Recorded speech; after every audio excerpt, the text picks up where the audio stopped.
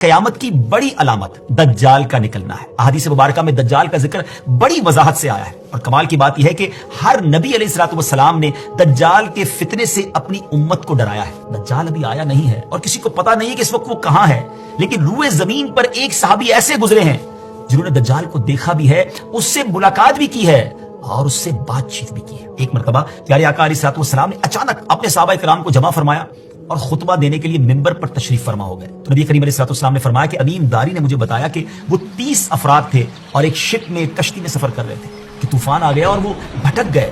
تقریباً مہینہ بھر وہ سمندر میں گھومتے رہے اور ایک دن سورج غروب ہونے کے وقت ایک نامعلوم آئلینڈ پر پہنچے۔ انہیں وہاں سیاہ رنگ کی مخلوق نظر آئی جس کے جسم پر بال بہت زیادہ تھے۔ انہوں نے اس سے پوچھا کہ تم کون ہو؟ اس نے کہا میں جاسوس ہوں۔ تو کہا کہ ہمیں اپنے بارے میں کچھ بتاؤ۔ اس نے کہا کہ نہ میں تمہیں کچھ بتاؤں گا نہ تم سے کچھ سنوں گا، تم اس بت خانے میں جاؤ، وہاں ایک شخص تمہارا بڑی بے چینی سے ویٹ کر رہا ہے، وہی تمہیں کچھ سنائے گا بھی بتائے گا بھی۔ پھر وہ سب اندر چلے گئے، وہاں ایک شخص سختی کے ساتھ زنجیروں میں جکڑا ہوا تھا۔ اس نے پوچھا کہ تم لوگ کون ہو اور کہاں سے آئے ہو؟ جواب دیا کہ شام سے آئے ہیں۔ اس نے پوچھا کہ عرب کا کیا حال ہے؟ اور ایک شخص وہاں پیدا ہونا تھا، اس کا کیا حال ہے؟ یعنی نبی پاک علیہ الصلوۃ والسلام کے بارے میں پوچھا۔ صحابہ کرام نے کہا کہ وہ اچھے حال میں ہیں اور ابتدا میں ان کی مخالفت ہوئی، مگر اب تو تمام عرب پر وہ غالب ہو گئے ہیں۔ اس نے کہا اچھا زغر کے چشمے کا کیا حال ہے؟ انہوں نے جواب دیا کہ وہ بھی اچھی حالت میں ہے، لوگ اس سے پانی پیتے ہیں، اس سے کھیتی باڑی بھی کرتے ہیں۔ پھر اس نے پوچھا کہ عمان اور بیسان کی کھجوروں کا کیا حال ہے؟ انہوں نے کہا کہ اس میں ہر سال پھل آتے ہیں۔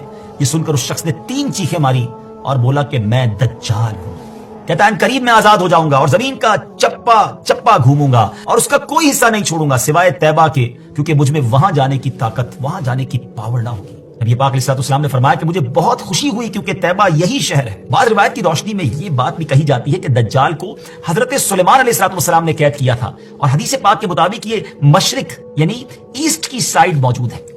دجال کا فتنہ تاریخ انسانی کی ابتدا سے لے کر انتہا تک تمام فتنوں سے بڑا اور خطرناک فتنہ ہے۔ مختلف احادیث میں دجال کا جو حلیہ بتایا گیا ہے وہ یہ ہے کہ دجال ایک جوان مرد ہوگا، لمبا قد ہوگا، جسم بہت موٹا ہوگا، ایک آنکھ سے کانا ہوگا اور ایک کانی آنکھ ایسی ہوگی جیسے پھولا ہوا انگور، اور جبکہ اس کی ایک آنکھ خون آلود ہوگی۔ اس کا سینہ چوڑا ہوگا اور ذرا سا اندر کی طرف دھسا ہوا ہوگا۔ دجال کی پیشانی چوڑی ہوگی اور دونوں آنکھوں کے درمیان کاف فا را یعنی کافر لکھا ہوگا۔